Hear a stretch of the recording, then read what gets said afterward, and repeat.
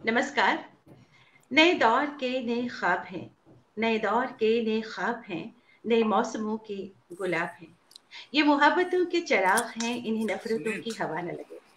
रूबरू theatre group और विजय Suri foundation की तरफ से शख्सियत सीजन 2 के इस शो में सभी का स्वागत है और आज हमारे साथ जो शख्सियत हैं, बेहतरीन आवाज के मालिक, लाजवाब कलाकार, रंगमंच, टेलीविजन और सिनेमा में अपनी बेहतरीन अदाकारी से सबका दिल जीतने वाले। बहुत-बहुत स्वागत करती हूँ गोविंद नामदेव जी का। बहुत-बहुत स्वागत आपका हमारे शो में। बहुत-बहुत बहुत स्वागत। बहुत बहुत शुक्रिया जी, बहुत बहुत शुक्रिया। सर, आपकी जो लाइफ है इतनी इंस्पिरेशनल है। हमारा जो मकसद रहता है शो का कि जो भी यंग परफॉर्मर्स हैं वो हमारी शख्सियतों की जो इंस्पिरेशनल लाइफ है उससे उन तक पहुंचे और उससे वो इंस्पायर हों। तो सर, आपकी बहुत इंस्पिरेशनल जर्नी रही है। आप सागर से आपका सफर शुरू हुआ और आप गांधी जी से आप बहुत इंस्पायर रहे, खासकर उनकी जो किताब थी सत्य के प्रयोग। तो आप दिल्ली आए कुछ बनने के लिए, लेकिन आपका जो सफर वो है वो शुरू हुआ दिल्ली से नेशनल स्कूल ऑफ ड्रामा की तरफ, कला की तरफ। तो मैं चाहूंगी कि आपकी वो जो जर्नी है वो आप हमें भी उसका एक हिस्सा बनाएं। और लगता है बहुत ही मेरे बारे में काफ़ी जानकारी आपने हासिल कर ली है, इसके बाद ये सब बातें आप मेरे साथ शेयर कर रहे हैं। अ, काफ़ी लंबी है वैसे तो जर्नी मेरी। मैं समझ नहीं पा रहा हूँ कि कितने संक्षेप में या कितने विस्तार से मैं आपके साथ ये शेयर करूँ।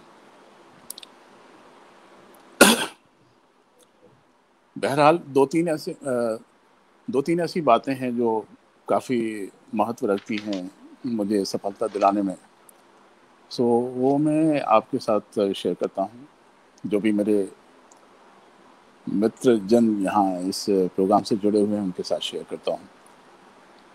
सबसे पहले तो मैं बहुत बहुत शुक्रिया अदा करता हूँ आपका कि आपने मुझे ये मौका दिया कि मैं आपके इस प्रोग्राम से जुड़ के इस मंच से जुड़े हुए ढेर सारे लोगों के साथ मैं अपनी बातें शेयर कर सकूँ। बहुत बहुत शुक्रिया।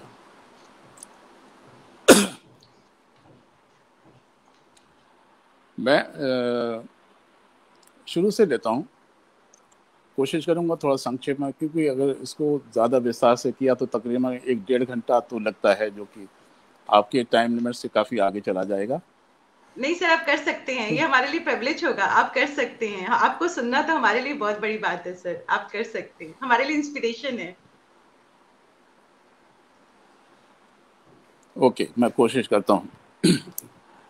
ये पूरी जर्नी का जो मेरी अभिनय यात्रा रही है, मेरी जीवन यात्रा रही है, इसके 4 5 पड़ाव हैं जो बहुत महत्व रखते हैं मुझे एक अच्छा समाज में स्थान, अच्छी इज्जत वाली अ, जगह दिलाने में, मुझे सफलता दिलाने में।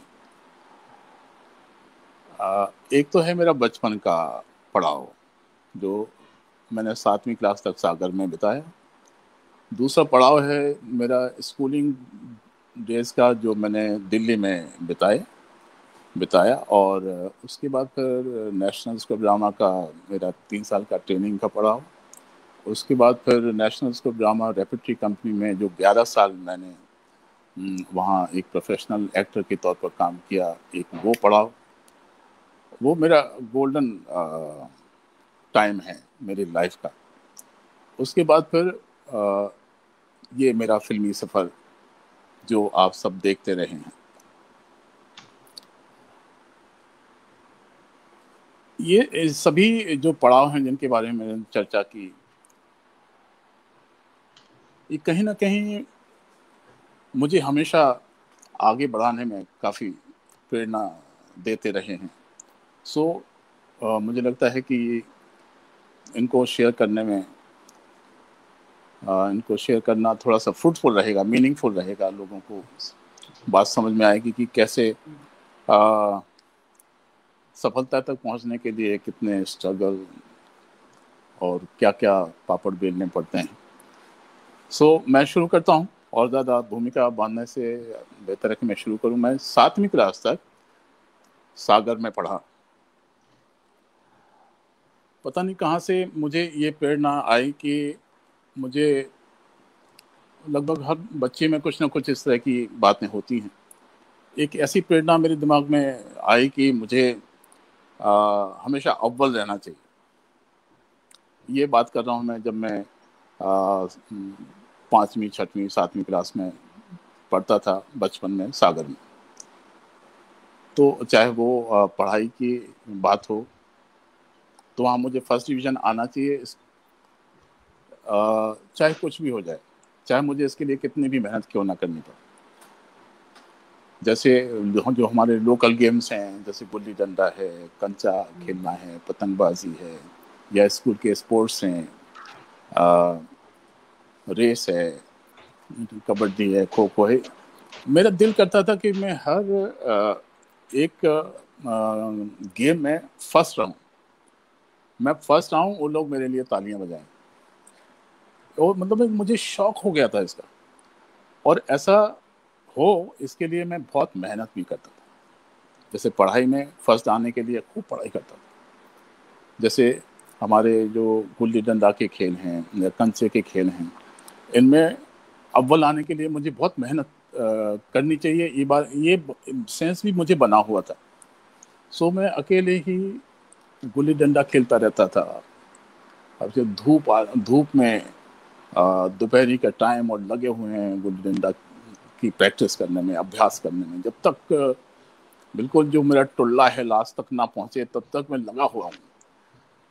इसी तरह से कंचे खेलने में अकेले ही खेलता रहता था, अकेले ही मतलब घंटों खेलता रहता था, जब तक मैं उसमें पारंगत नहीं हो जाता था, जब तक मुझे ये विश्वास नहीं आ जाता था कि यस अब मैं इस उस इतना परफेक्ट हो गया हूँ कि मैं दूसरों को सबको पीछे कर दूंगा।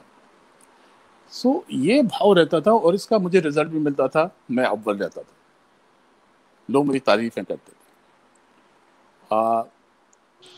ये कि ये अव्वल रहने का जो शौक है, इसने मुझे यहाँ तक पहुँचाने में बहुत बड़ी भूमिका निभाई है।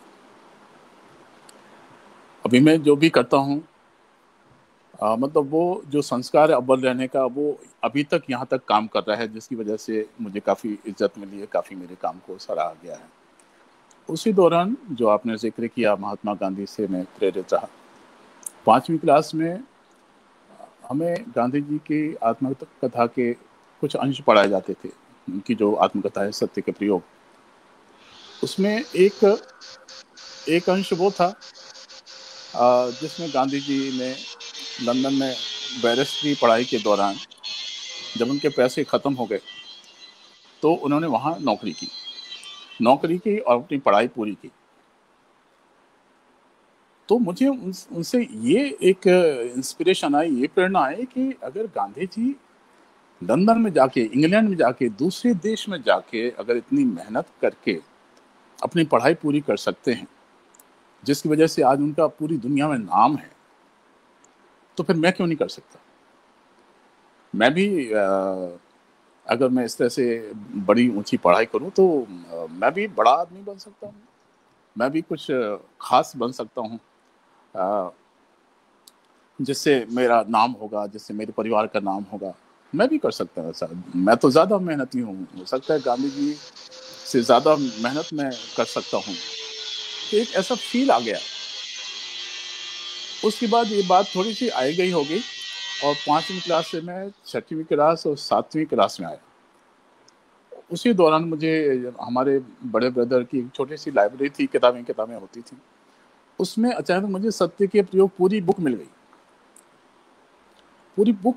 तो मुझे लगा कि अरे वो मैंने निकाल ली और मैंने उसको पढ़ना शुरू किया।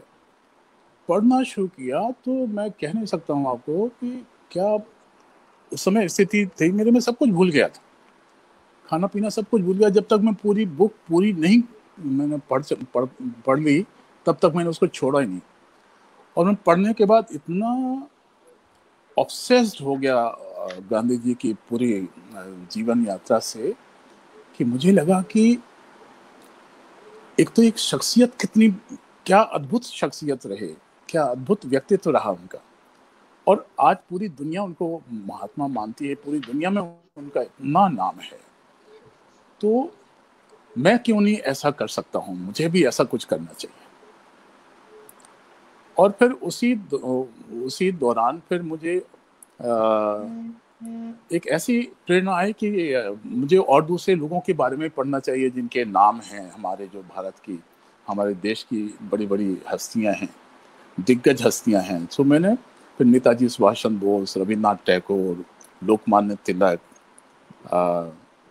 इस तरह से कई लोगों की जीवनियां मैंने पढ़नी शुरू की। और आलम यह हो गया कि मैं उन्हीं की दुनिया में रहने लगा। मुझे लगा कि मुझे तो ऐसा ही कुछ बनना है, मुझे कि यहाँ सागर में एक छोटी सी नौकरी करके अपने जीवन नहीं बिताना है, मुझे तो कुछ बड़ा बनना है, कुछ मुझे अलग बनना है, मुझे इनकी तरह कुछ बनना है। और इनको पढ़ने के बाद मेरी ऑब्जर्वेशन ये थी कि सभी ने कुछ अच्छे अच्छे संस्थानों में ऊंची ऊंची पढ़ाइयाँ की हैं, तभी ये जाके बड़े बने हैं। तो मुझे लगा कि मुझे सागर में अगर मैं पढ़ूंगा तो ये बात बनेगी नहीं। सो मुझे भी किसी बड़े शहर में जाके, किसी बड़े इंस्टीट्यूट में जाके पढ़ना चाहिए। ये मेरे दिमाग में एक फिक्स हो गया और मैं उसी उधेड़बुन में लगा रहा कि उसी उधेड़बुन में मैं लग गया कि मुझे कैसे यहाँ से मैं बाहर किसी बड़े शहर में कैसे जाऊं। और फिर करते करते करते दिमाग में मेरी ये बात मन में बस गई कि मुझे अपने हिंदुस्तान की जो राजधानी है दिल्ली, अगर दिल्ली यूनिवर्सिटी से मैं डिग्री हासिल कर सका तो फिर मैं जरूर बड़ा बन सकता हूँ। सो मुझे दिल्ली जाना चाहिए। सो इस ये भाव इतना तीक्ष्ण था मेरे मन में, ये विचार इतना तीक्ष्ण था। तो कहते हैं ना कि अगर बहुत सच्चे दिल से कोई विश करे, कोई इच्छा करे, तो पूरी कायनात उसके साथ सपोर्ट में खड़ी हो जाती है। सो ऐसा ही हुआ, मैं दिल्ली पहुंच गया और दिल्ली में मैंने 8वीं क्लास से पढ़ाई शुरू कर दी। और 8वीं 9वीं 10वीं 11वीं ये मेरा दूसरा पड़ाव है जहां मैंने कल्चरल एक्टिविटीज में खूब हिस्सा लिया। मुझे लगता था कि ये थोड़ा सा समय है, इसका भरपूर इस्तेमाल अगर मैं करूंगा तो ये मुझे आगे काम आएगा, जहां मुझे कुछ बड़ा बनने में सपोर्ट मिलेगा। सो मैं स्पोर्ट्स में भी बहुत हिस्सा लेता था, मैं कल्चरल एक्टिविटीज़ में बहुत एक्टिव रहा, गाने भी गाता था, एक्टिंग भी करता था, नाटक डायरेक्ट भी करता था, छोटे छोटे नाटक भी लिखता था, भाषण भी करता था। भाषण हर मतलब कोई भी स्कूल में प्रोग्राम होता था तो मुझे खड़ा कर दिया जाता था कि आपको ये सब संभालना है। और तकरीबन 4-5 आइटम तो मेरे हुआ ही करते थे। सो और एक टाइम ऐसा आया कि स्कूल वालों ने मेरी ऊपर जिम्मेदारी डाल दी कि ये कल्चरल विंग है, इसके तुम अध्यक्ष हो, अभी जो कुछ भी स्कूल में कल्चरल एक्टिविटीज़ होगी सब तुम्हारे हिसाब से होगी। सो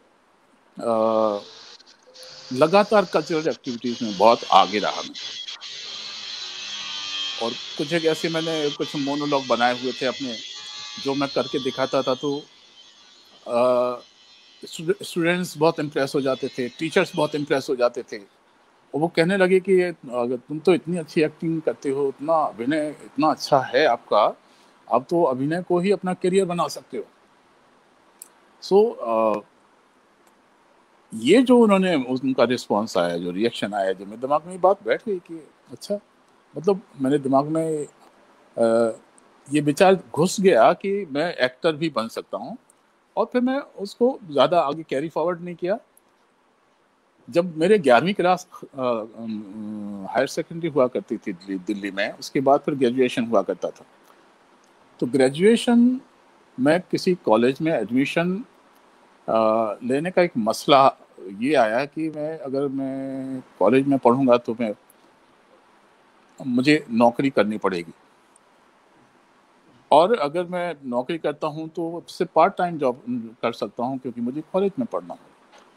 मकसद ये था कि मुझे दिल्ली यूनिवर्सिटी से डिग्री हासिल करनी है, तभी मैं बड़ा आदमी बन सकता हूँ। सो उन्हीं दिनों फिर नेशनल स्कूल ऑफ ड्रामा का दिल्ली सरकार का ये इश्तेहार आया कि नेशनल स्कूल ड्रामा में 3 साल की ट्रेनिंग के लिए 2 स्कॉलरशिप उन्होंने अनाउंस की। तो जब मैंने ये इश्तिहार पढ़ा तो मुझे लगा कि यार यस, मैं ये कर सकता हूँ। अगर मुझे यहाँ से ये स्कॉलरशिप मिलेगी, अगर मेरा सिलेक्शन हो गया तो मैं ये कोर्स भी पूरा कर लूँगा और मैं अपना ग्रेजुएशन भी पूरा कर सकूँ। तो इस तरह से फिर मैंने नेशनल स्कूल ड्रामा का वो फॉर्म भर दिया और मेरा सिलेक्शन हो गया, और इस तरह से मैं NST में आ गया। और NST के करते करते के साथ मैंने अपना ग्रेजुएशन भी पूरा किया, दिल्ली यूनिवर्सिटी से मैंने डिग्री हासिल की। तो यहाँ तक का ये है बहुत ही इम्पोर्टेंट पड़ाव। इसके बाद जब NSD का कोर्स कंप्लीट होने लगा तो अभी ये सवाल आया कि अब क्या करूंगा मैं, अब मुझे क्या करना चाहिए। मैं चाय पीता रह सकता हूँ? बिल्कुल सर, बिल्कुल बिल्कुल, यस यस।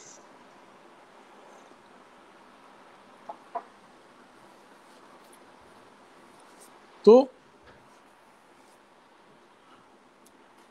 कोर्स खत्म होने में तकरीबन 8-10 दिन थे।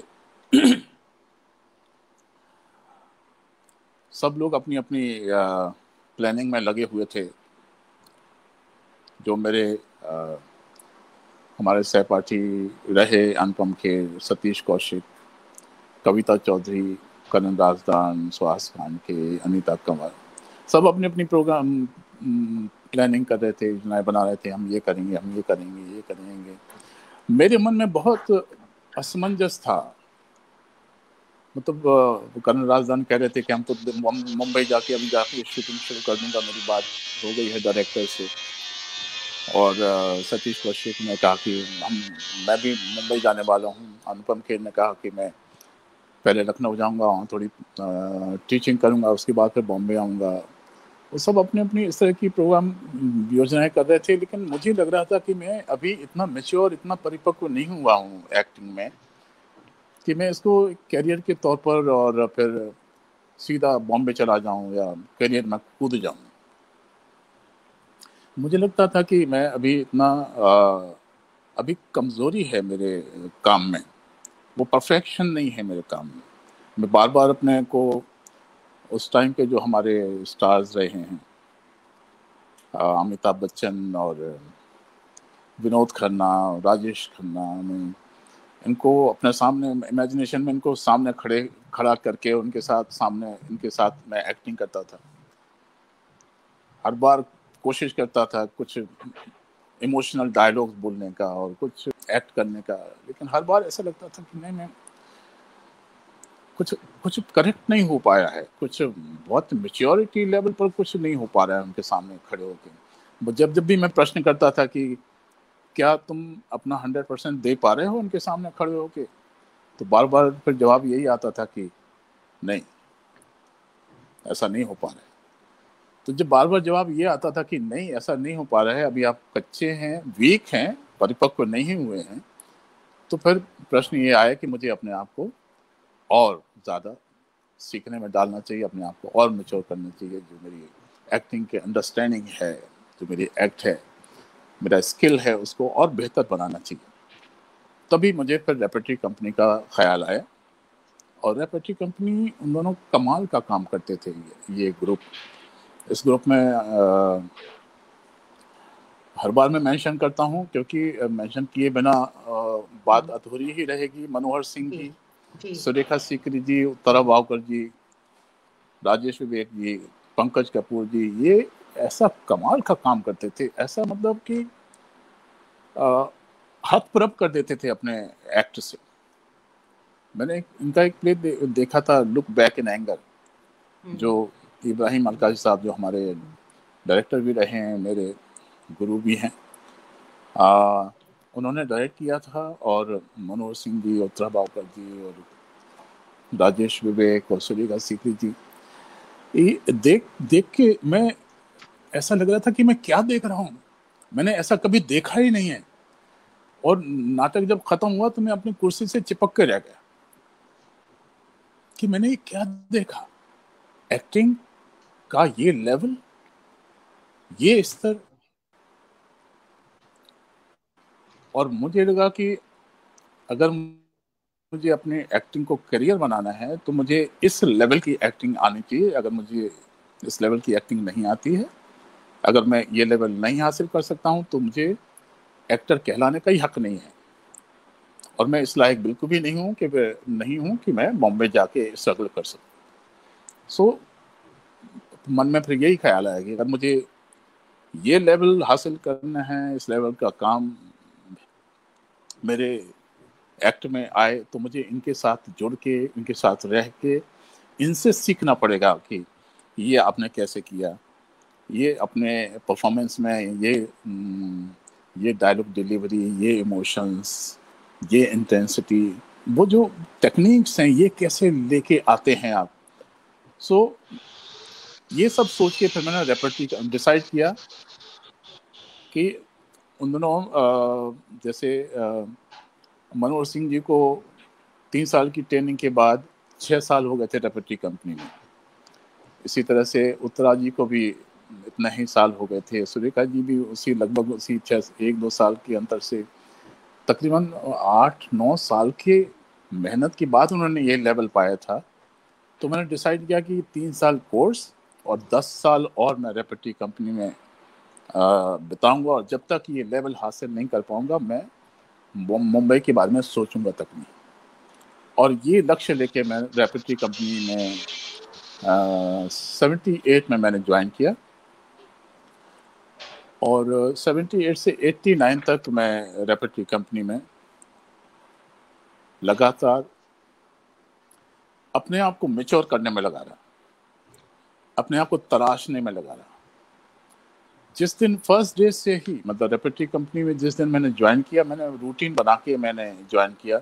रूटीन ये था कि 10 से 5 रेपर्टरी कंपनी का टाइम हुआ करता था, तो मैं 9 बजे पहुंच जाता था। और हमारा दिल्ली में जो रविंद्र भवन का मेघदूत ओपन एयर थिएटर है, जो हमारी इब्राहिम अलकाई साहब ने डिज़ाइन किया था, वो ओपन एयर थिएटर में 9 बजे पहुंच जाता था, और 9 से 9:55 तक मैं अपने ऊपर अभ्यास करता था। जो हमने एनएसडी के दौरान ट्रेनिंग में सीखा है कि वॉइस को बेहतर बनाने के लिए ये करते हैं, स्पीच को बेहतर बनाने के लिए ये करते हैं, एक्टिंग को बेहतर बनाने के लिए ये करते हैं, जो एक्सरसाइजेस हमको बताई गई थी, उन सारी एक्सरसाइज का मैं वहाँ प्रैक्टिस करता था। पहले दिन से ये मैंने रूटीन बना लिया कि ऐसा ही करना है। सो 9 बजे जाके, और 9:55 उसके बाद सीधा 10 बजे जाता था रेपर्टरी। 10 से 5 रेपर्टरी होने के बाद रेपर्टरी कंपनी से जो वर्क मिला, जो छोटा मोटा कैरेक्टर मिला, उन दोनों कोई मेजर कैरेक्टर तो हमको, क्योंकि नए नए थे तो मेजर कैरेक्टर तो मिलता नहीं था। जो छोटे मोटे कैरेक्टर हमको मिलते थे, 5 बजे फ्री होके 5 से 7 बजे तक का टाइम फिर से हमारा मेघदूत ओपन एयर थिएटर में गुजरता था। ये मैंने रूटीन बना लिया था कि ये रूटीन ऐसा ही रहेगा अगर मुझे अपने आप को सुधारना है। सो इससे मुझे बहुत लाभ पहुंचा। उस दौरान रेपर्टरी कंपनी के दौरान ये बड़ा अवसर की बात है, या मेरे सौभाग्य की ही बात है कि उन दोनों दुनिया के दिग्गज थिएटर पर्सनालिटीज को वहाँ इनवाइट किया जाता था उस ग्रुप के साथ नाटक डायरेक्ट करने के लिए। सो जर्मनी के फ्रिट्ज बेनेवेट्स, अमेरिका के रिचर्ड शेखनर, बैरी जॉन, अलकाई साहब, बीबी कारंत, के.एन. पनिक्कर, भानु भारती, M.K. रैना, अमाल अलाना, ये सब दिग्गज हैं हमारे थिएटर के, जैसा कि आप जानते ही होंगे। इनके साथ काम करने का मौका मिला, इनकी डायरेक्शन में इनसे सीखने का मौका मिला। और चूंकि मैंने ये रूटीन बनाया हुआ था, तो कोशिश हमेशा ये रहती थी परफेक्शन हो, कुछ ना कुछ ऐसा क्रिएट हो कि इम्पैक्ट पड़े सामने। जो मैं बचपन से जो भाव लेके आया था मैं, कि अव्वल रहने वाली बात, तो छोटे छोटे कैरेक्टर्स में भी कुछ ना कुछ ऐसे कलर्स डालने की कोशिश करते थे, ताकि वो रजिस्टर हो, ताकि वो दिखाई दे, इम्पैक्ट पड़े उसका। सो यहाँ से शुरू हुआ, और विद इन 3 years वहाँ ग्रेड थे, A grade, B grade, C grade. So पहले अप्रेंटिसशिप में आया मैं 1 साल, उसके बाद फिर सी ग्रेड में, उसके बाद फिर बी ग्रेड में। तो 3 साल के अंदर मैं बी ग्रेड में आया और उसके बाद मुझे मेन कैरेक्टर्स मिलने लगे, जस्ट बिकॉज कि मैं एक्स्ट्रा टाइम देता था अपने ऊपर, अपने जो काम मिला उसके ऊपर, उन कैरेक्टर्स के ऊपर काम करके, और इस भाव से करके कि इनका इम्पैक्ट पड़ना चाहिए। जो कुछ भी मैं करूं अगर उसका प्रभाव नहीं पड़ रहा है तो वेस्ट है। मैं हमेशा ये मानता था कि जो कुछ भी मैं करूं उस सामने वाले पर इम्पैक्ट आना चाहिए, रजिस्टर होना चाहिए, और अच्छे ढंग से रजिस्टर होना चाहिए मेरा काम। तो पहला प्ले जो मुझे जिसमें मेन रोल करने का मौका मिला, एक सॉरी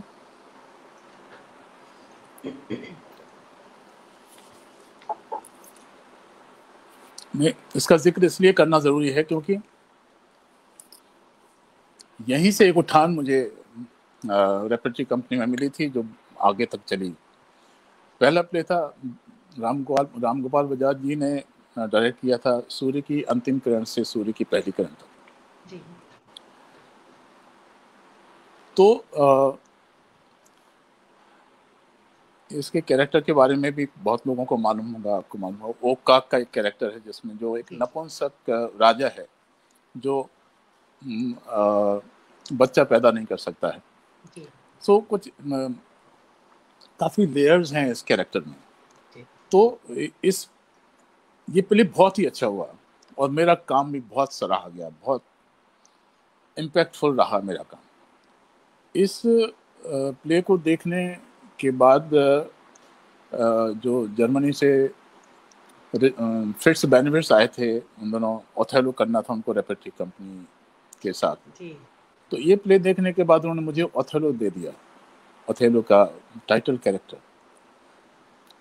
और चूंकि मैं बिल्कुल नया था तो काफ़ी उस समय काफ़ी टेंशन भी हुई कि ये देखिए नया लड़का ये ओथेलो कैसे कर लेगा, वगैरह वगैरह, बहुत सारी ऐसी बातें हैं। सर युवराज सर हमारे साथ जुड़े हैं, युवराज शर्मा सर एनएसडी से ही हैं। वो लिखते हैं कि how can I forget your Othello and Ashwatthama. और प्रतिमा जी जी युवराज जी तो हम युवराज के साथ ही तो काम किए हैं हमने जो ओथेलो की बात मैं कर रहा हूँ, इयागो का कैरेक्टर युवराज करते थे। हाँ, और हम दोनों, मैं आपको बताऊं बहुत एक छोटी सी रूटीन थी उस समय कि दिन भर रिहर्सल करने के बाद रेपर्टरी कंपनी में, उसके बाद मैं घर आता था, खाना खा के युवराज के घर जाता था और वहाँ तकरीबन 1 बजे तक हम लोग रिहर्सल करते थे, नाइट में 1 बजे तक। तो मतलब ये था कि मेरी बड़ी बेटी पैदा हुई थी उन दोनों, और तकरीबन 1 महीने तक मैं ठीक तरह से मिल भी नहीं सका था ना पत्नी को ना बेटी को। ऐसा हुआ था, इतना ज़्यादा इन्वॉल्वमेंट हो गया था हमारा। युवराज को मैं कैसे भूल सकता हूँ। सर प्रतिमा जी लिखती हैं जितने भी नाटक आपने किए हैं एक से बढ़कर एक भूमिका और यादगार भूमिका। प्रतिमा जी खुद एक बहुत बेहतरीन अदाकारा हैं, दिल्ली रंगमंच में तो बहुत बड़ा नाम रहा है उनका। और मिपिन जी लद्दाख से हमारे साथ जुड़े हैं, एनएसडी पास आउट और लद्दाख में काम कर रहे हैं रंगमंच का। और प्रतिमा जी बहुत खूबसूरत लिख रही हैं। डॉक्टर सरला मेहता जो एक रंगकर्मी हैं, डॉक्टर हैं। वर्षा नायर जी हमारे साथ जुड़ी हैं, स्वागत करना चाहूंगी बहुत बहुत मैं उनका।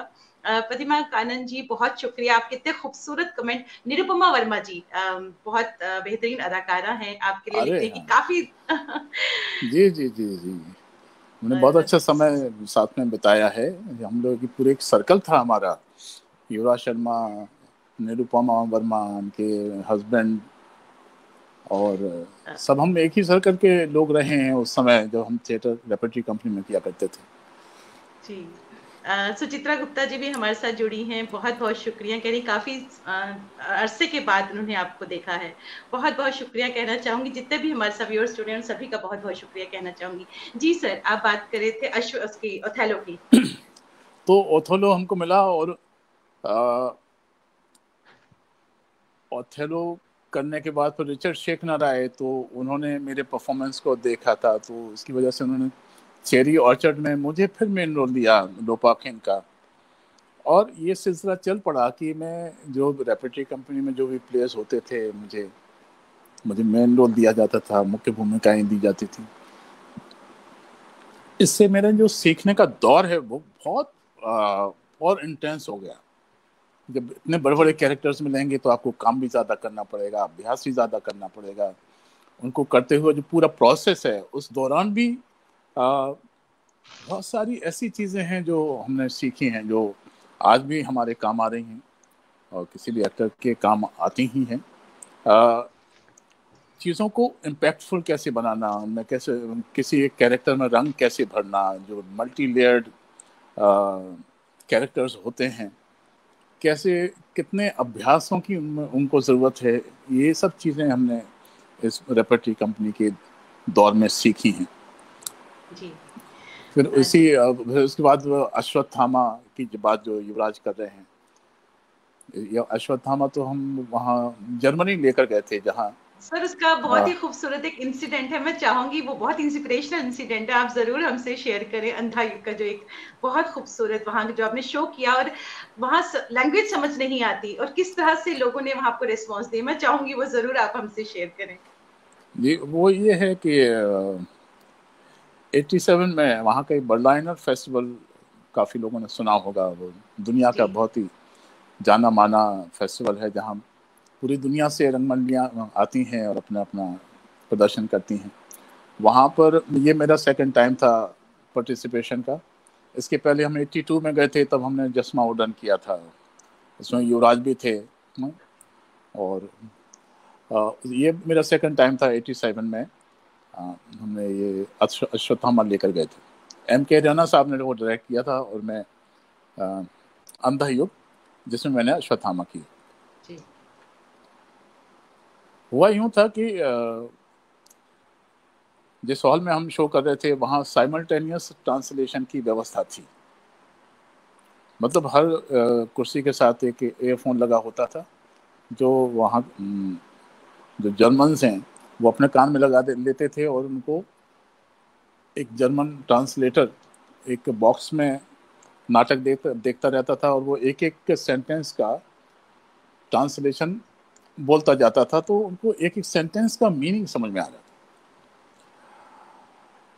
तो चूंकि अंधा युग एक एंटी वॉर प्ले है, जी और जर्मन्स ने वॉर बहुत भोगा है। द्वितीय विश्व युद्ध में बहुत, मतलब जो त्रासदी रही है दूसरे विश्व युद्ध की, वो जर्मन्स ने बहुत भोगी है, बहुत झेली है। तो एक एक सेंटेंस का मीनिंग उनको पहुंच रहा था, और जिस तरह का नाटक धर्मवीर भारती जी ने ये लिखा है, एक एक लाइन में कितने कितने अर्थ छुपे हुए हैं, कितने कितने गहरे अर्थ छुपे हुए हैं, क्या फिलॉसफी, मतलब क्या क्या नहीं कहे उसमें, क्या क्या नहीं है। तो वो सुन सुन के एकदम शॉक सी हो रही थी। और नाटक के दौरान हमको समझ में नहीं आ रहा था कि नाटक उनको खराब लग रहा है, कुछ रिएक्ट नहीं कर रहे हैं, समझ में नहीं आ रहा था। उसी टेंशन में हम बने रहे आखिर तक। और जब नाटक खत्म हुआ तो हम कर्टेन कॉल के लिए, जो हमारा कस्टम था, पूरी कास्ट स्टेज पर आती है और सब एक बार नमस्कार करते हैं, फिर दूसरी बार नमस्कार करते हैं, तीसरी बार नमस्कार करते हैं। और अगर फिर सामने से कुछ रिस्पांस आता है, किसी को कुछ कहना होता है, खासतौर से दूसरी कंट्रीज में, तो हम उसके लिए रुकते हैं। हुआ ये कि पूरा नाटक जब हो गया और हम कर्टेन कॉल के लिए आए, नाटक खत्म हुआ तो उन्होंने तालियां बजानी शुरू की। तालियां बजानी शुरू की। हम लोग एज यूजुअल, हम 39 मेंबर्स थे, जो सब एक एक करके स्टेज पर आए। हम लोगों ने कर्टेन कॉल किया, एक बार, दो बार, तीन बार, और खड़े हो गए। खड़े हो गए कि तालियां कम होंगी, कुछ कम होंगी, बंद होंगी, और सामने से कुछ बात कही जाएगी। हमारा जो दुभाषिया है वो कुछ बात शुरू करेगा। तो हम खड़े हुए हैं हाथ जोड़ के, और तालियां बज रही हैं, और तालियां हम बंद होने का इंतजार कर रहे हैं। काफी देर हो गई, 10 second, 20 second, 30 second, 40 second, 1 minute हो गया। 1 मिनट बहुत होता है ऐसे ऐसे खड़े। तो हमने सोचा कि यार क्या करें, अभी समझ में नहीं आ रहा था। तो थोड़ा सा और वक्त गुजरा, तो हमने ऐसे आपस में देखा तो उत्तरा जी ने ऐसा इशारा किया कि एग्जिट लेते हैं, एग्जिट लेंगे तो स्टेज खाली हो जाएगा, तो उसके बाद तालियां बंद हो जाएंगी, उसके बाद हम डायलॉग के लिए आ जाएंगे हम वापस। तो हम धीरे धीरे करके हमने एक दूसरे को इशारा किया और हम लोग एग्जिट ले लिए, हम लोग निकल के। आधे लोग इस तरफ की विंग में, आधे लोग इस तरफ की विंग में। स्टेज खाली और उसके बाद भी तालियां उनकी जारी, लगातार तालियां बजाए जा रहे हैं, बजाए जा रहे हैं, बजाए जा रहे हैं, कम ही नहीं हो रही। फिर वैसे ही हुआ, 10 second, 20 second, 30 second, 40 second, 1 minute, 1 minute बहुत होता है। तो हम फिर वो असमंजस की स्थिति में आ गए, अब क्या करें। तो हमने वहीं विंग से इशारा किया कि क्या करें अब। तो थोड़ी देर सोचने के बाद उत्तरा जी ने कहा कि फिर से आ जाते हैं स्टेज पर, ऐसे इशारा किया। तो हमने कहा ठीक है, और फिर हम फिर आ गए दोबारा से, फिर आ गए। फिर हम लोगों ने उसी तरह से आके सब लोगों ने नमस्कार किया 3 बार, 3 बार, फिर खड़े हो गए और फिर तालियां चालू हुई, फिर तालियां चालू हुई। इस तरह का जो स्टैंडिंग ओवेशन, तकरीबन 6 से 7 मिनट का ये स्टैंडिंग ओवेशन एस्टिमेट हुआ हमारा। ये बहुत बड़ी बात थी हम लोगों के लिए, बहुत बड़ी बात थी। इतनी बड़ी उपलब्धि, ये उपलब्धि मेरी हमेशा मेरे साथ जिंदा बनी रहती। बिल्कुल, बिल्कुल। ये जो उस समय जो फीलिंग आई थी कि यस, हमने भी हिंदुस्तान की इज्जत बढ़ाने में अपना एक सहयोग दिया है। सो वो जो एक फीलिंग, मतलब मैं लिटरली इतना इमोशनल हो गया था, खूब रोया था मैं अपने कमरे में जाके। सो आज तक मैं बहुत रोमांचित होता हूँ जब जब भी इसके बारे में बात होती है, सोचता हूँ, बहुत खूबसूरत, शेयर करता हूँ। बहुत ही खूबसूरत, बहुत खूबसूरत इंसिडेंट, बहुत ही खूबसूरत। प्रतिमा जी लिखती हैं, अजहर का ख्वाब प्ले भी कमाल का था, जिसमें लिखती है कि मेरा सौभाग्य रहा कि मैंने उसमें आपके साथ काम किया। जी जी जी। एक इंसिडेंट है, मैं सर ये कहना चाहूंगी कि ये खास तौर पे जो न्यू जनरेशन है, जो यंग परफॉर्मर्स है, उनके लिए बहुत बड़ी बात है कि मेहनत जरूर रंग लाती है। और उसका आप एक उदाहरण है, एक एग्जाम्पल है उसके, कि आपने इतनी मेहनत की एनएसटी में कि आपको जो वहां पे एक वक्त आया कि जब आपको लगा कि एनएसटी मेरे लिए नहीं है, लेकिन आपने उस वक्त उसके बाद जो मेहनत की और आपने एक्सेल किया वहां पे। मैं चाहूंगी वो इंसिडेंट भी आप जरूर हमसे शेयर करें, क्योंकि बहुत ही इंस्पिरेशनल इंसिडेंट है वो। काफी के लंबा, इस तरह की बातें थोड़ा लंबी हो जाती है ना, वो टाइम बहुत शॉर्ट में सर, बिल्कुल शॉर्ट में अगर आप इसके बारे में बताएं कि मेहनत कितना खासतौर पे जो यंग परफॉर्मर्स है उनके लिए। हुआ ये था कि मैं उस समय 11th class, higher secondary eligibility थी एनएसटी की। जी। तो मैं बुंदेलखंड से हूँ, सागर बुंदेलखंड से। तो higher secondary pass, higher secondary का मैच्योरिटी लेवल एक स्कूलिंग जैसा ही मैच्योरिटी लेवल होता है, और वो भी बुंदेलखंड से आया हुआ। मतलब मेरा आचार व्यवहार, मेरा बोलना चालना बहुत ज़्यादा बदला नहीं था, क्योंकि इस तरह की मुझे संगत मिली नहीं थी इस तरह के मेच्योर लोगों की या बहुत पढ़े लिखे लोगों के साथ मेरा इंटरेक्शन ज़्यादा हुआ नहीं था। तो एनएसडी में आके पहला दिन बहुत अच्छा गुजरा, हम लोग खूब अच्छे ढंग से मिले जुले, नए नए अनंग देसाई, अनुपम खेर, सतीश कौशिक, अब खूब एक दूसरे को थोड़ा सा रौब जमाने की कोशिश करते हुए, शुरुआत होती है ना, हमेशा कोशिश होती है कि मेरा रौब ज़्यादा पड़े, मेरा रौब ज़्यादा पड़े। सो पहला दिन अच्छा गुजरा, दूसरा दिन बहुत बढ़िया लगा। दूसरे दिन हम, पहला दिन तो ऐसे मिलने जुलने में, एनएसडी घूमने में, क्या क्या है सब वो उसमें गया। दूसरे दिन से क्लासेस शुरू हुई। तो क्लासेस में जो पढ़ाने का मीडियम था, फॉर्म में जो लिखा था कि मीडियम पढ़ाने का हिंदी और इंग्लिश होगा, वहां पर कोई भी टीचर हिंदी में नहीं पढ़ाता था। तो क्लास में सिर्फ मीडियम उसका इंग्लिश ही, सब इंग्लिश बोलते थे। टीचर भी इंग्लिश बोल रहा है और ये जो कॉन्वेंट एजुकेटेड हमारे फ्रेंड्स ये भी बड़ा अंग्रेजी में फर्राटेदार अंग्रेजी बोल रहे हैं।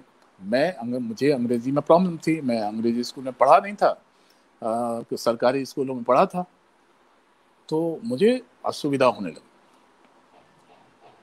1 दिन 2 दिन 3 दिन 4 दिन मतलब ये था कि मुझे पूरे पीरियड में कुछ समझ में नहीं आ रहा, इक्का दुक्का बातें समझ में, बाकी सब मेरे इधर से निकल रहे थे। सो पहले दिन हम फर्स्ट बेंचर थे, दूसरे दिन थोड़ा सा पीछे हो गए, फिर तीसरे दिन पीछे हो गए और लास्ट 4-5 दिन, 1 हफ्ते के अंदर मैं बिल्कुल लास्ट बेंचर हो गया। और धीरे धीरे क्लासेस से मेरा इंटरेस्ट धीरे धीरे कम होने लगा। मुझे धीरे धीरे ये तकरीबन 1 महीने के बाद ये एहसास आया कि यार शायद मैं गलत जगह आ गया, क्योंकि जो मेरी प्रतिभा थी, जो मेरा जोश था, जो कॉन्फिडेंस लेवल जो मेरा बिल्कुल हाई था, मुझे ऐसा लगता था अपने स्कूलिंग के दौरान कि मैं स्टेज पर खड़ा होकर 1 घंटे तक कुछ भी इस तरह का एंटरटेनिंग कर सकता हूँ कि पब्लिक को मैं बांधे रख सकता हूँ, इतना कॉन्फिडेंस लेवल था। उसी की वजह से मेरा एनएसडी में सिलेक्शन भी हुआ था। वो कॉन्फिडेंस लेवल एकदम डाउन हो गया। मतलब हालत ये थी कि संस्कृत ड्रामा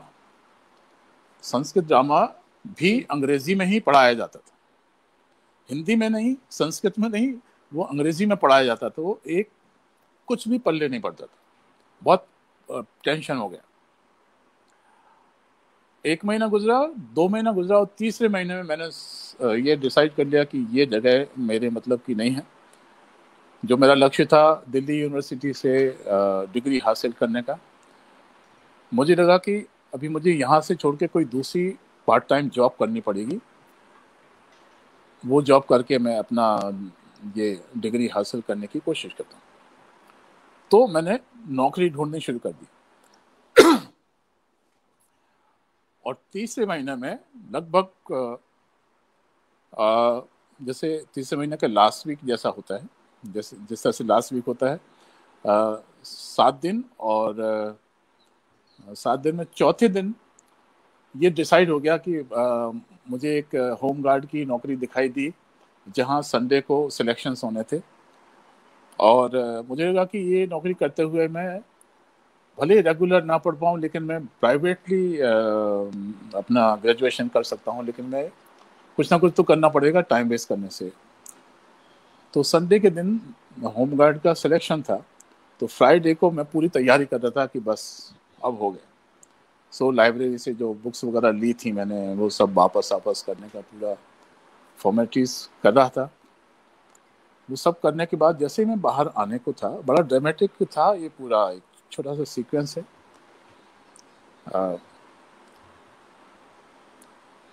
एनएसडी का एक पूरी गैलरी है जहाँ पर लाइब्रेरी है, वहीं पर डायरेक्टर का चैम्बर भी है वहाँ पर, और दूसरे रजिस्ट्रार का भी चैम्बर है। इस तरह से पूरी एक गैलरी है।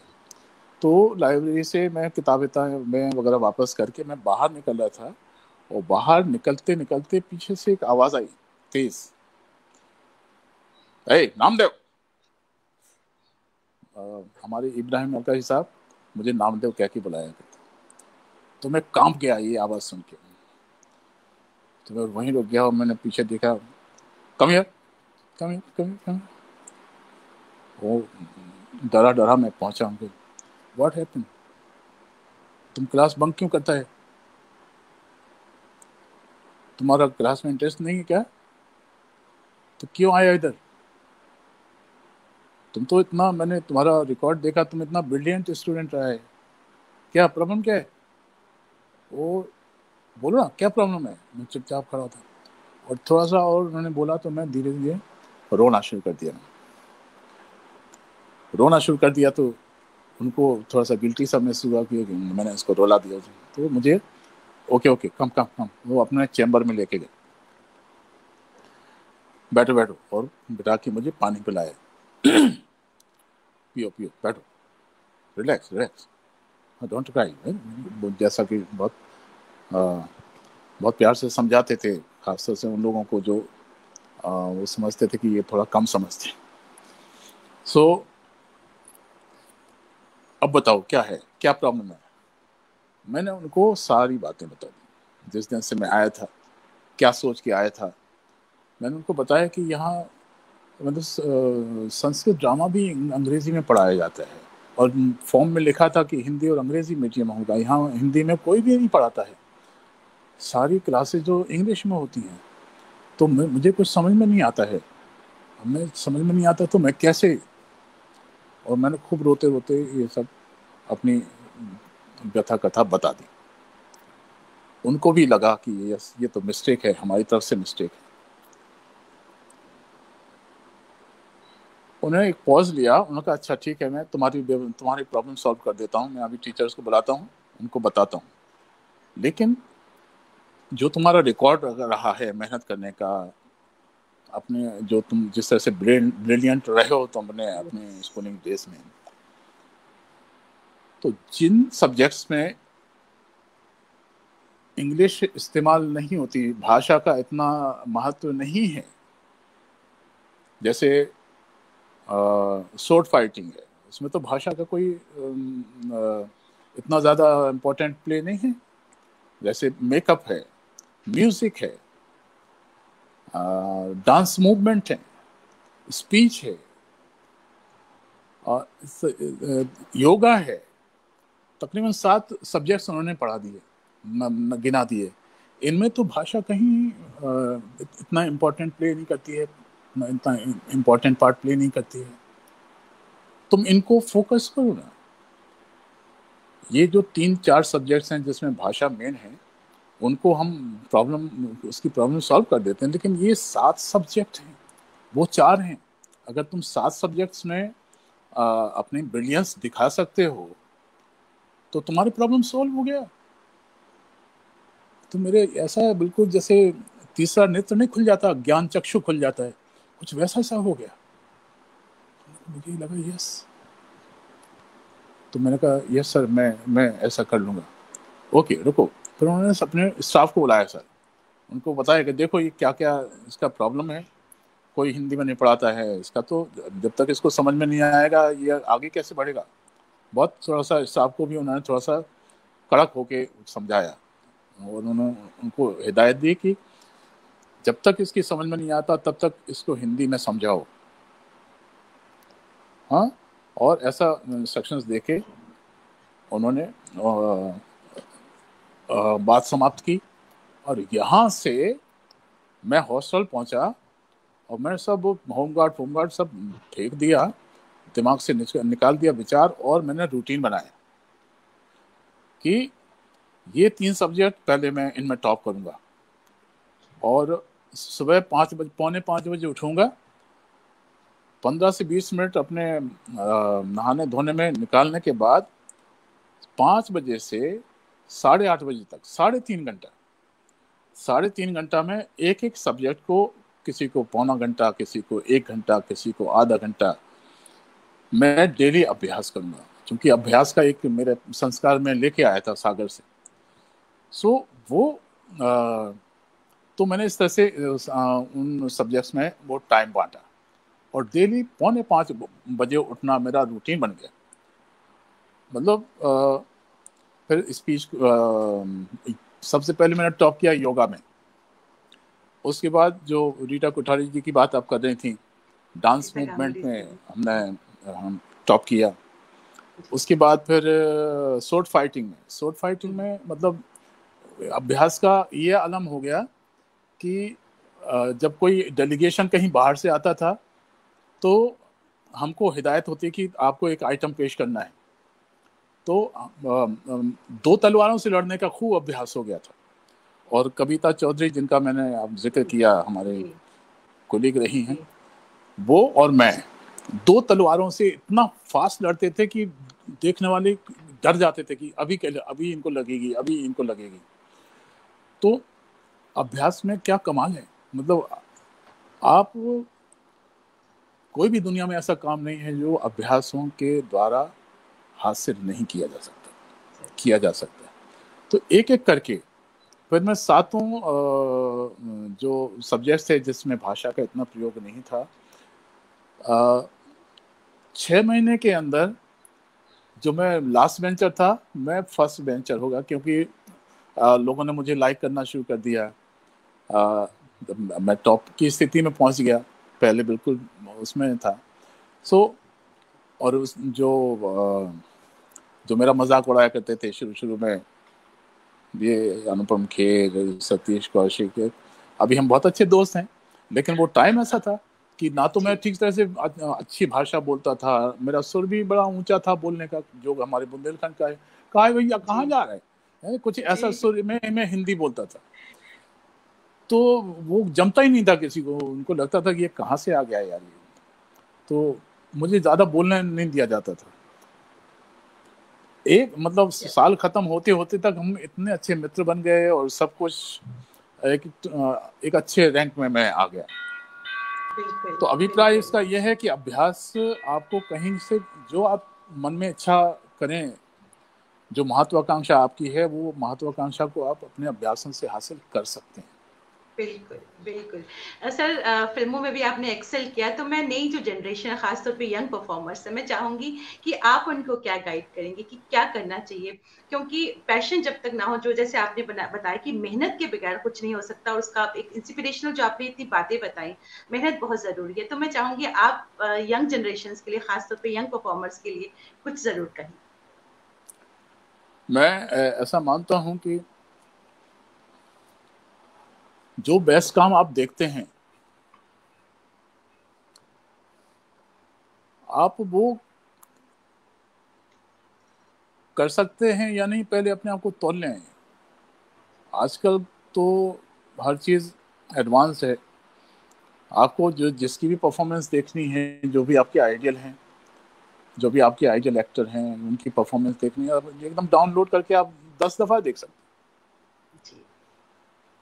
तो नई जनरेशन को मैं कई बार मैं ये इस तरह से एडवाइस कर चुका हूँ कि जो भी आपके आइडियल एक्टर हैं, जो भी आपको लगता है कि ये कमाल का एक्टिंग करते हैं, उनका कमाल का कोई सीन निकाल लें और उस सीन को आप अच्छे ढंग से लिख लें और अच्छी तरह से देख लें, और एज इट इज़ आप उसको परफॉर्म करने की का अभ्यास करें, थोड़ा थोड़ा करके। जैसे 10 लाइन्स की एक स्पीच है, तो पहले 3 लाइन देख लें कैसे उन्होंने बोली हैं, क्या उसमें इमोशंस दी है, क्या डायलॉग डिलीवरी में किस तरह की टोन उन्होंने इस्तेमाल की है, किस तरह का ठहराव उन्होंने इस्तेमाल किया है, कहाँ इमोशंस की कितनी डिग्री है, कितनी इमोशंस हैं, कितनी लेयर्स हैं।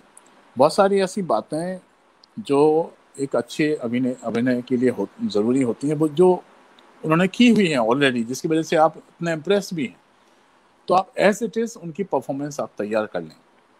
1 महीना लगाएं, 3-3, 4-4 लाइनें पक्की करें, फिर 3 आगे की 3 पक्की करें, फिर आगे की 3 पक्की करें, फिर 6 करें, फिर जोड़ के उनको करके देखें, धीरे धीरे, जल्दीबाजी ना करें, और एज इट इज़ परफॉर्मेंस आप तैयार कर लें। तैयार करने के बाद खूब अच्छी रिहर्सल करने के बाद जब आपको लगने लगा कि हाँ, लगने लगे कि कुछ कुछ आ रहा है, तो आप अपने आप को रिकॉर्ड करें और कंपेयर करें कि उनका परफॉर्मेंस लेवल और आपका परफॉर्मेंस लेवल में कितना फ़र्क है, क्या चीज़ें हैं, क्या पॉइंट्स हैं, क्या बारीकियां हैं जो आप नहीं दे पा रहे हैं, जो उन्होंने दी हैं, वो बारीकियां आप निकालिए, फाइंड आउट कीजिए, और फिर से वो बारीकियां उसमें अपने अंदर से पैदा करने की कोशिश कीजिए। ये पूरा प्रोसेस है जो आपको अपने अंदर से अभिनय करने के लिए जो जो ज़रूरी होती हैं, जो इमोशंस, टोन्स, और जो एक कैरेक्टर के साथ इन्वॉल्वमेंट, जब आप इमोशंस में जाते हैं तो ऑटोमेटिकली वो इन्वॉल्वमेंट सी आ जाती है। तो ये पूरा प्रोसेस है जो आपको घर बैठे बंद कमरे में आपको अच्छी तरह से टीच कर सकता है, और बार बार करें। एक बार नहीं आया दूसरी बार करें, दूसरी बार नहीं आया तीसरी बार करें, फिर ब्रेकअप करें, क्या क्या नहीं हो पा रहा है वो करें, तो ये जो प्रोसेस है, मैंने इससे बहुत सीखा है, बहुत सीखा है इससे। और मैं अभी लागू साहब के बारे में पढ़ रहा था, श्याम लागू जी के बारे में। जी जी जी जी। कमाल के अभिनेता रहे हैं, और आजकल की जनरेशन ने उनका इतना काम नहीं देखा है, लेकिन लाजवाब, मतलब दुनिया के बेहतरीन एक्टर्स में मैं गिनता हूं उनको। उन्होंने भी इसी तरह से सीखा है, बंद कमरे में बार बार। जो लॉरेंस ओलिवियर और ग्रेसी और इस तरह के एक्टर्स की स्पीचेस बंद कमरे में उसी तरह से इमोट करने की कोशिशें की हैं। उनके अंदर से इमोशंस कैसे आएगा, आपके अंदर से वो इमोशंस का डिग्री कैसे आएगा, ये सब जो प्रोसेस है अपने अंदर से खोजने का, ये आपको एक बेहतरीन और मेच्योर्ड एक्टर बना सकता है। सो नई जनरेशन के लिए मेरा ये सुझाव है कि जब तक आपको कोई बड़ा मौका नहीं मिलता काम करने का, काम करके दिखाने का, ये एक ऐसा मौका है जो आप छोड़िए ना। बहुत बहुत शुक्रिया कहना चाहूंगी सर, आपका बहुत बहुत शुक्रिया। बस जल्दी जल्दी कुछ नाम लेना चाहूंगी। बलवंत ठाकुर जी साउथ अफ्रीका से हमारे साथ जुड़े हैं, लिखते हैं highly inspiring theatre person. Shabbir Mujahid ji Kashmir Doordarshan के स्टेशन डायरेक्टर रह चुके हैं, कश्मीर से हमारे साथ जुड़े हैं। बहुत सारे लोग हमारे साथ जुड़े हैं, मुझे लगता नहीं। हरजीत वालिया जी हमारे साथ जुड़े हैं, आपको अच्छा, हेलो ओके, जी जी जी। भेज रहे हैं। मुनी लोन साहब बॉम्बे से हमारे साथ जुड़े हैं, बहुत बहुत शुक्रिया कहना चाहूंगी। दीपक नायडू जी हमारे साथ जुड़े हैं, जितने भी लोग हमारे साथ जुड़े हैं सभी का शुक्रिया। और सर आपका तहे दिल से मैं शुक्रिया कहना चाहूंगी, तहे दिल से शुक्रिया। इतनी इंस्पिरेशनल जर्नी आपकी रही, बहुत बहुत शुक्रिया कहना चाहूंगी सर थैंक यू आपका। Very much. मुझे भी आपका शुक्रिया अदा ज़रूर करना ही चाहिए। इतने सारे लोगों को भी मेरा आप शुक्रिया पहुंचा दीजिएगा जिन्होंने मुझे सुना और सुनने के लिए इतना टाइम दिया। अच्छा लगा मुझे ये सब बातें आपके साथ शेयर करके और लोगों के साथ हमें शेयर भी, करके। हमें भी थैंक यू बहुत वेरी बहुत मच। शुक्रिया sir. Thank you thank you. Thank you thank thank you. You. हमारे साथ जितने भी व्यूअर्स जुड़े हैं, स्टीम व्यूअर्स जुड़े हैं, मैं उन सभी का तहे दिल से शुक्रिया कहना चाहूंगी। आज इतनी इंस्पिरेशनल बातें चल रही थी कि मैं सबके नाम नहीं ले पाई, उसके लिए माफी चाहूंगी।